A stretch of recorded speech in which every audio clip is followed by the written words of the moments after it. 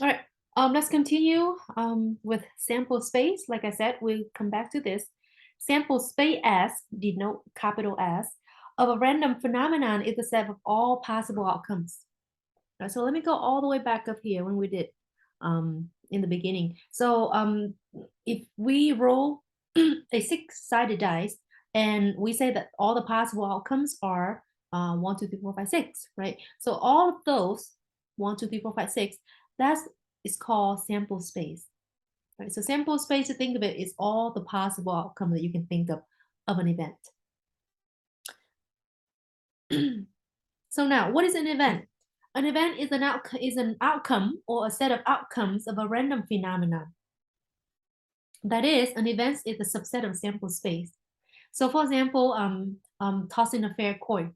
Okay, so either the apparently the sample space will be either is going to be head and tail, right? So head will be one of the event, and tail will be another event, right? So the outcome will be either head or tail. So we have two events.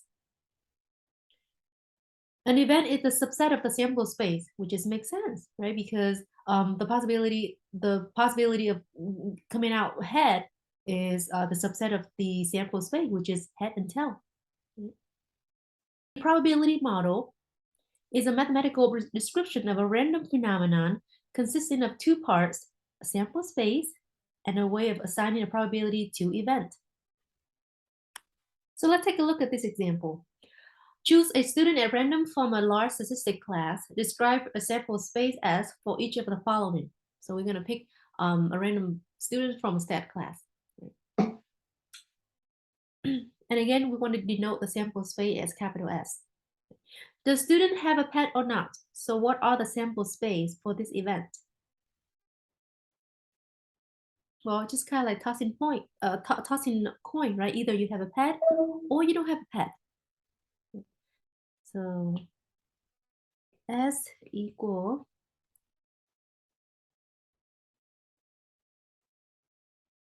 the sample space here will be pet or no pet. Right, just kind of like tossing coin, or either you're gonna come out tail or come out head. Number two, what is the student's height in meters?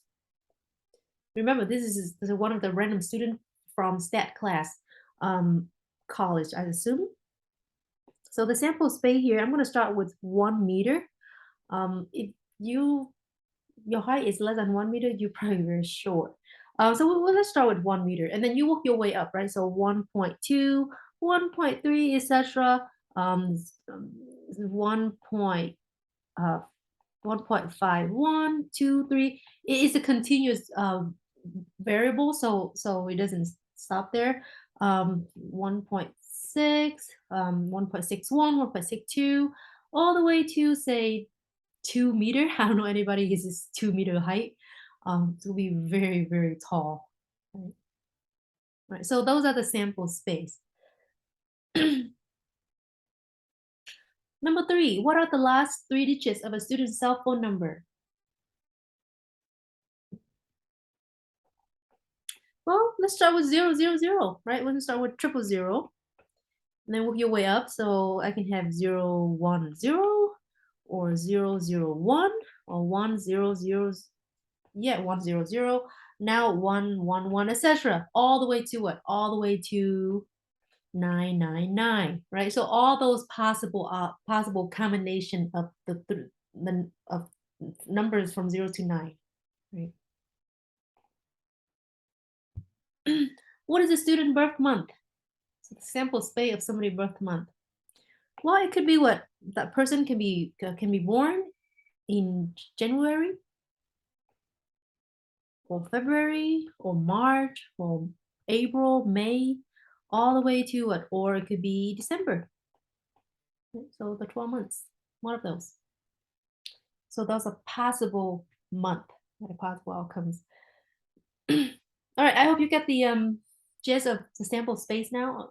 Basically, a sample space of some event is just all the possible outcomes that you can think of that could happen.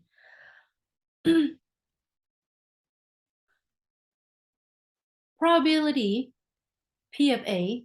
So probability of an event A denoted at P of A is between 0 and 1, right? So it cannot be negative and it cannot be larger than 1. It has to be between 0 and 1. If S is the sample space in the probability model, then the probability of the sample space is equal to 1, which just makes sense, right? So think of it, if I think of a sample space, if you heard of Venn diagram, right? So let's just draw a Venn diagram like that. Now, say I have 3 events here that make up my sample space. I have 3 events. Cool, they're not evenly spaced like that. So event A, event B, event C. Well, remember each probability P of A plus P of B plus P of C is equal 1, right? Remember, each of the probability is between 0 and 1, and all of those probability within the sample space had to add up to 1. Which it makes sense, right? It's kind of like again the tossing coins example. The sample space is either head or tail, right? And the probability of getting head and tail is what, roughly 50-50. Right? So 50 plus 50 is 100%. 1. Two event A and B are disjoint if they have no outcomes in common and so can never occur together. Some examples of a disjoint events are, say, again, tossing coin, right? Either you get a head or you get a tail. You can't have both at the same time, right? Either is it rainy or it's not rainy, right? It can't be both. So another word for destroy, some people use the word mutually exclusive.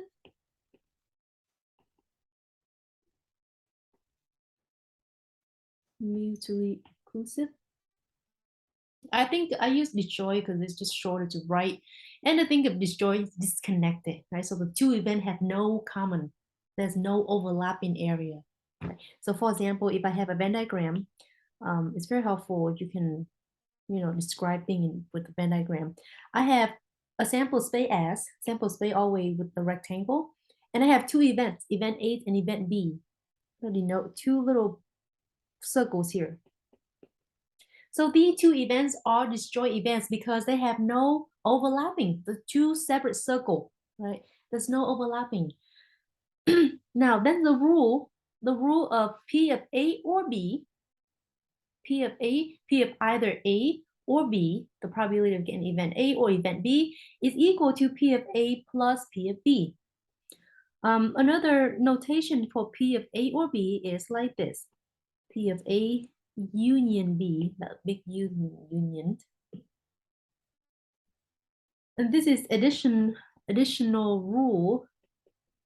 Let's just say addition rule for disjoint event or mutually exclusive events. You want to use those words.